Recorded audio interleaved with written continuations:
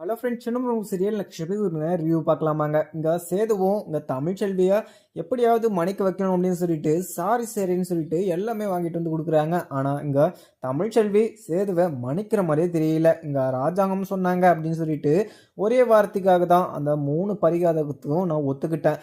இல்லைனா நான் அந்த பரிகாரமும் பண்ணிக்க மாட்டேன், நான் எதுவுமே பண்ணிக்க மாட்டேன் அப்படின்னு சொல்லிட்டு இங்கே தமிழ்ச்செல்வி சொன்னதை கேட்ட இங்கே சேதுவும் இவளை என்ன இது கொடுத்து இவளை நான் சமாளிக்கிறது, இவகிட்டேருந்து நான் மன்னிப்பு வாங்கி ஆகணும் அப்படின்னு சொல்லிட்டு சேதுவும் அங்கே இங்கன்னு சொல்லிட்டு எல்லார்கிட்டையுமே கேட்டுக்கிட்டு இருக்காங்க. அதுக்கப்புறம் தமிழ்ச்செல்வி சேது என்ன பண்ணாலுமே மன்னிக்க மாட்டான் அப்படின்னு சொல்லிட்டு ஒரே முடிவாக தான் இருக்காங்க.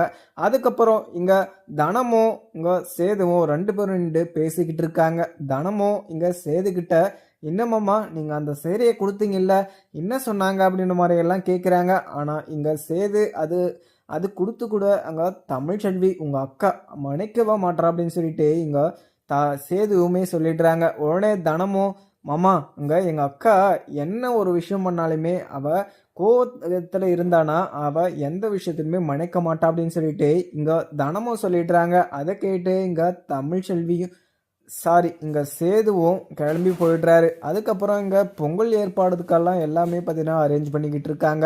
அதுக்கப்புறம் தமிழ்ச்செல்வியும் பொங்கலுக்கு கொண்டாடலாம் அப்படின்னு சொல்லிட்டு ரெடி ஆகிட்டுக்குமே இருக்காங்க. அதுக்கப்புறம் சேதுவும் தமிழ்ச்செல்வி கிட்ட போய் தமிழ் என்ன மன்னிச்சுக்கோ அப்படின்னு சொல்லிட்டு எவ்வளோ கெஞ்சி பார்க்குறாங்க. ஆனால் தமிழ் சேதுக்கிட்ட இதை பாருங்க, நீங்கள் எங்கிட்ட சும்மா எல்லாம் மன்னிப்பு கேட்டுட்டு இருக்காதீங்க, எனக்கு உங்களை மன்னிக்கிறது ஒரு தாட்டு கூட எனக்கு யோசனை கூட ஓடலை. நீங்கள் பாட்டுக்கு என்கிட்ட வந்து மன்னிச்சுக்கோங்கன்னு சொல்லிட்டு கேட்டுக்கிட்டு இருக்கீங்க. ஆனால் நீங்கள் சொன்ன வார்த்தை என்றைக்கு வரைக்கும் எனக்கு ரொம்பவே பார்த்தீங்கன்னா மனசில் வளைச்சிக்கிட்டே இருக்குது. நீங்கள் இது சும்மா குடிபோதையில் என்கிட்ட வந்து அது மாதிரி ஒரு வார்த்தையை நீங்கள் யூஸ் பண்ணிட்டீங்க.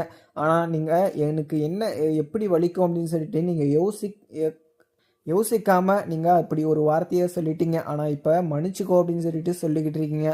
ஆனால் உங்களை மன்னிக்கிறதுக்கு என் மனசில் இடம் கொடுக்கல அப்படின்னு சொல்லிட்டு தமிழ்ச்செல்வியுமே சொல்லிடுறாங்க. அதுக்கப்புறம் முட்டி போட்டுட்டு கையெடுத்து கும்பிடுறாங்க தமிழ்ச்செல்வி கிட்ட சேதுவும். தமிழே என்னை மன்னிச்சுக்கோ, உங்ககிட்ட நான் வேறு எப்படி உங்ககிட்ட மன்னிப்பு கேட்குறதுன்னு சொல்லிட்டு எனக்கு கொஞ்சம் கூட புரியல. உன்னோட சேர்ந்து நான் வாழணும், அதனால தான் நான் இப்போ கூட பார்த்தீங்கன்னா உங்ககிட்ட மன்னிப்பு கேட்டுட்ருக்கேன். நான் ஏதோ மன்னிக்க முடியாத ஒரு பொய்யை தான் சொல்லிட்டேன், ஆனால் எனக்காக நீ மன்னிச்சுக்கோ தமிழ் அப்படின்னு சொல்லிட்டு அழுதுகிட்டு இருக்காரு சேதுவும். அதுக்கப்புறம் தமிழ்ச்செல்வியும் என்னங்க பண்ணிக்கிட்டு இருக்கீங்க, இது மாதிரிலாம் என்கிட்ட கேட்காதீங்கன்னு சொல்லிட்டு முன்னாடியே சொன்னேன்ல, நீங்கள் என்கிட்ட மன்னிப்பு கேட்குறதெல்லாம் சுத்த வேஸ்ட்டு, நீங்கள் பேசாமல் வேறு வேலை இருந்தால் போய் பாருங்கள் அப்படின்னு சொல்லிட்டு தமிழ்ச்செல்வியுமே சேதுவை தோற்றத்திலே குறியாக இருக்காங்க. ஆனால் சேது தமிழ்ச்செல்வியை விடுறதா இல்லை.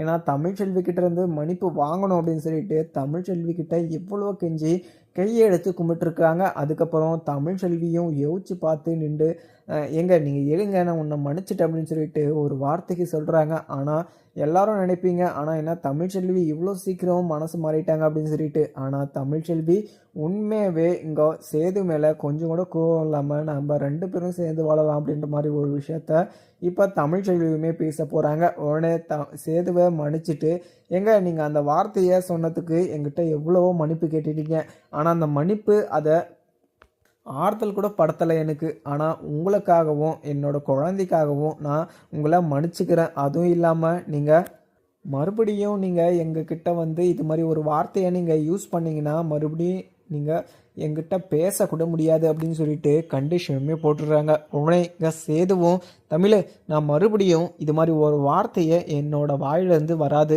நான் ஏதோ தெரியாமல் குடிபோதையில் அது மாதிரி ஒரு விஷயத்த நான் சொல்லிட்டேன், ஆனால் இன்றைக்கு வரைக்கும் நான் அதை சொல்லிட்டேன் அப்படின்றதுனால நான் ஃபீல் பண்ணிக்கிட்டு தான் இருக்கேன். ஆனால் உனக்கு எப்படியோ தெரியல, நான் ஃபீல் பண்ணலையான்னு சொல்லிட்டு நீ யோசிக்கலாம். ஆனால் நான் உண்மையிலே உன் மேலே சத்தியமாக நான் அதை நினச்சி இன்றைக்கு வரைக்குமே ஃபீல் பண்ணிக்கிட்டு தான் இருக்கேன்.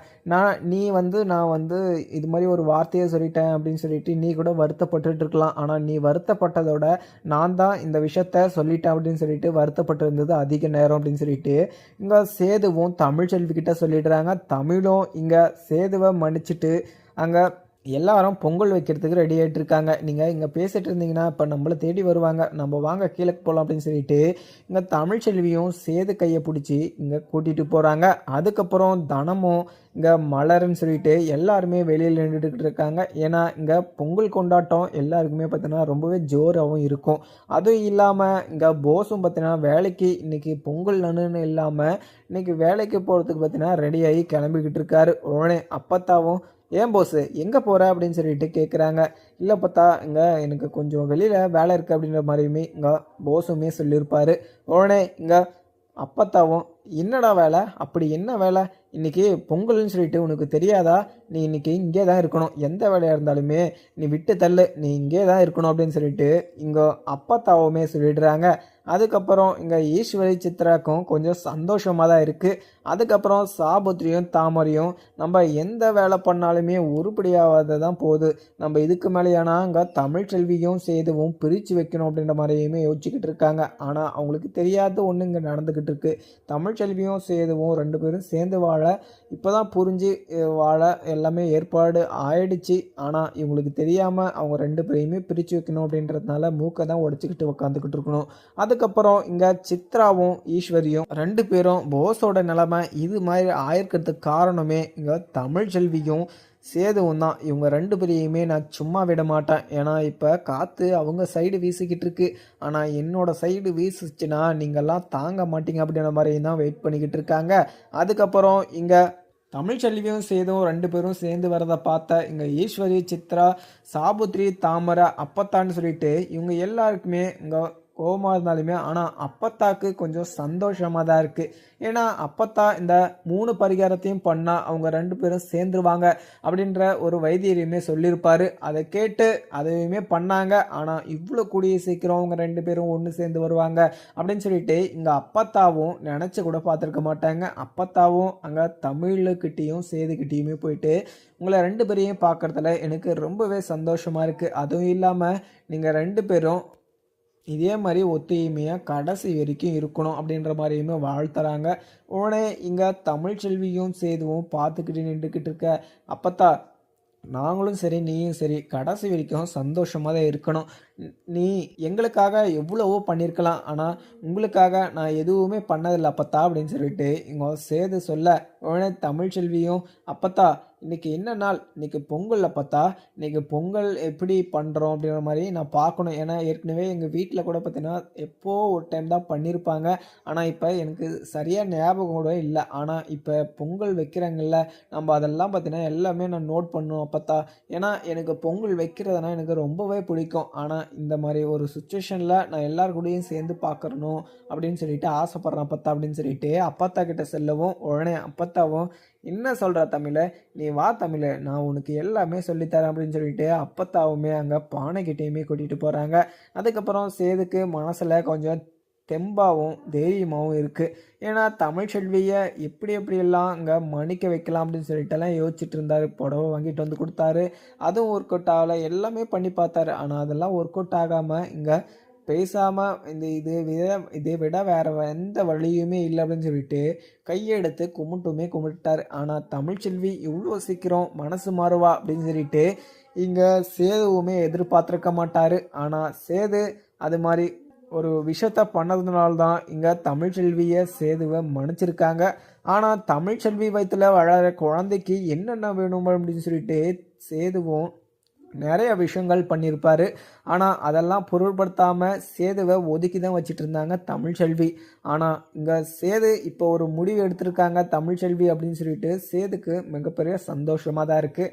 ஆனால் தனமும் இங்கே சேதுக்கிட்ட வந்து மாமா இன்னும் மாமா 2 பேரும் சேர்ந்து வரீங்க, சேர்ந்து வரதை பார்க்குறதுக்கே எனக்கு ரொம்பவே சந்தோஷமாகவும் இருக்குது, நீங்கள் 2 பேரும் எப்போ மாமா பேசுன்றீங்க அப்படின்னு சொல்லிட்டு இங்கே தனமும் கேட்குறாங்க. உங்களை இங்கே சேதுவும் அது இல்லை தானோ, இன்றைக்கி நான் உங்கள் அக்கா கிட்ட மிகப்பெரிய ஒரு சர்ப்ரைஸை கொடுத்தேன், அதில் அவள் மிரண்டு போயிட்டு என்னை மன்னிச்சு அவள் ஏற்றுக்கினா தானோ அப்படின்னு சொல்லிட்டு இங்கே மாற்றி பேசிக்கிட்டு இருக்காங்க சேதுவும். அதுக்கப்புறம் இங்கே தனமும் மாமா செம்ம மாமா, அப்படி என்ன மாமா பண்ணீங்க, எங்கள் அக்காவே வைக்கிற அவளுக்கு நீங்கள் இன்னும் ஒரு விஷயம் பண்ணீங்க அப்படின்ற மாதிரியுமே தனம் கேட்க உடனே இங்கே சேதுவும் தனம் அதெல்லாம் நீ கேட்கக்கூடாது, அது பர்சனல், அது சர்ப்ரைஸ் அப்படின்னு சொல்லிட்டு சேதுவும் அதை மழுப்பிடுறாரு. அதுக்கப்புறம் தனமும் இங்கே சரிமாமா நீங்கள் 2 பேரும் சேர்ந்து சந்தோஷமாக இருந்தால் எனக்கு அதுவே போதும். ஏன்னா 2 பேரும் சேரணும் அப்படின்னு சொல்லிட்டு ஆசைப்பட்டோம். ஆனால் அதுவும் நடந்துருச்சு. அதுக்கு மேலே எனக்கு என்ன வேணுமாம்மா? சரிமாம்மா நீங்கள் 2 பேரும் சேர்ந்து சந்தோஷமாக இருங்க அப்படின்ற மாதிரியுமே தனம் கிளம்பிடுறாங்க. அதுக்கப்புறம் இங்கே ஈஸ்வரி, சித்ரா, சாபுத்ரி எல்லாருமே இவங்கெல்லாம் இங்கே சேது தமிழ்ச்செல்வியை பார்த்ததும் பயங்கர கோபமாக தான் நின்றுக்கிட்டு இருக்காங்க. ஏன்னா இவங்க 2 பேரையுமே பிரிக்கணும் அப்படின்னு சொல்லிட்டு நினச்சிக்கிட்டு இருந்தது இப்போ 2 பேரும் சேர்ந்து வந்து நிற்கிறாங்க அப்படின்னு சொல்லிட்டு பார்க்குற போது மிகப்பெரிய கோபமாக தான் இருக்குது. அதுக்கப்புறம் இங்கே மோகனா ராஜாங்கம்னு சொல்லிட்டு இங்கே பானையை பார்க்குறதுக்காக வந்துக்கிட்டு இருக்காங்க. அதுக்கப்புறம் வந்து நின்றதும் சேது என்ன செய்து இன்னைக்கு எல்லாம் முடிஞ்சிருச்சா அப்படின்ற மாதிரியுமே கேட்குறாங்க. அதெல்லாம் ஒன்றும் இல்லைப்பா, நீங்கள் ஒன்றும் இல்லை இப்போ தான் ஸ்டார்ட் பண்ணுறோம் அப்படின்ற மாதிரியுமே அங்கே சேது சொல்லிடுறாரு. உடனே இங்கே ராஜாங்கமும் எல்லாரும் இன்னைக்கு நான் சொல்கிற மாதிரி தான் இருக்கணும். பொங்கல் வச்சுட்டு இன்னைக்கு பசுமாடு எங்கன்னா இருந்தால் வாங்கிட்டு வந்துரு சேது. அங்கே கருப்பு இருந்தானா சொல்லி அனுப்பு. அவங்க வீட்டு பக்கத்தில் இருக்கும். அதை பிடிச்சிட்டு வந்து வீட்டில் விட்டால் ரொம்பவே நல்லதான் அப்படின்னு சொல்லிட்டு இங்கே ராஜாங்கம் சொல்கிறாங்க. உடனே சரிங்கப்பா நான் பார்த்துட்டேன் அப்படின்னு சொல்லிட்டு இங்கே சேதுவுமே கிளம்பிடுறாரு. அதுக்கப்புறம் தமிழே என்ன தமிழை சாப்பிட்டியா அப்படின்ற மாதிரியுமே எப்பவும் போல இல்லாமல் இன்னைக்கு ராஜாங்கம் கேட்குறாரு. உடனே இங்கே முடிச்சுக்கிட்டே நின்றுக்கிட்டு இருக்க தமிழ்ச்செல்வி என்னம்மா சாப்பிட்டோம்மா அதெல்லாம் ஒன்றும் இல்லை, நான் இங்கே வீட்டில் தான் சாப்பிட்டு வந்தேன். ஏன்னா இங்கே எல்லாரும் பானை வைக்கிறதுக்கு பார்க்குறதுக்கு வந்தாங்க. சரி நானும் அதுதான் வந்தேம்மா அப்படின்னு சொல்லிட்டு செல்லுவோம். அதெல்லாம் ஒன்றும் இல்லை தமிழே, நீ என்றைக்கும் நான் இது மாதிரி கேட்டதில்லை, நீ சும்மா தான் நான் கேட்டேன் சாப்பிட்டே இல்லைன்னு சொல்லிட்டு நீ தானே நினச்சிக்க போகிற அப்படின்னு சொல்லிட்டு தமிழே நான் உங்ககிட்ட ஒரு வார்த்தை கேட்குறேன், அதுக்கு நீ கரெக்டாக மட்டும் பதில் சொல்லிவிடு. நான் உங்ககிட்ட கேட்டேன்ல அன்றைக்கி இந்த 3 பரிகாரமும் பண்ணிக்கலாமா அப்படின்ற மாதிரி நீயுமே ஓகே தான் சொன்னேன். ஆனால் இதில் உனக்கு சுத்தமாக விருப்பம் இல்லை அப்படின்ற மாதிரி நான் கேள்விப்பட்டேன். அதெல்லாம் உண்மையா தமிழ் அப்படின்னு சொல்லிட்டு எங்கள் ராஜாங்கமும் கேட்குறாரு. இதை கேட்டதும் தமிழ்ச்செல்விக்கும் கொஞ்சம் பதற்றமாகவும் இருக்குது. உடனே மாமா அதெல்லாம் ஒன்றும் இல்லை மாமா, நீங்கள் சொன்னீங்க நான் அதை செஞ்சிட்டேன். அதுவும் நீங்கள் சொன்னதுனால தான் நான் அந்த விஷயத்தவே செஞ்சேன். இப்போ சேது மேலே எனக்கு பயங்கர கோபமாக தான் இருந்துச்சு. ஆனால் இப்போ எந்த கோபமும் இல்லை மாமா, நாங்கள் 2 பேரும் சேர்ந்து சந்தோஷமாக இருக்கோம். நீங்கள் எதுவுமே நினச்சிக்கிட்டு இருக்காதீங்க. ஏன்னா நீங்கள் எங்களுக்காக எவ்வளவோ பண்ணியிருக்கீங்க.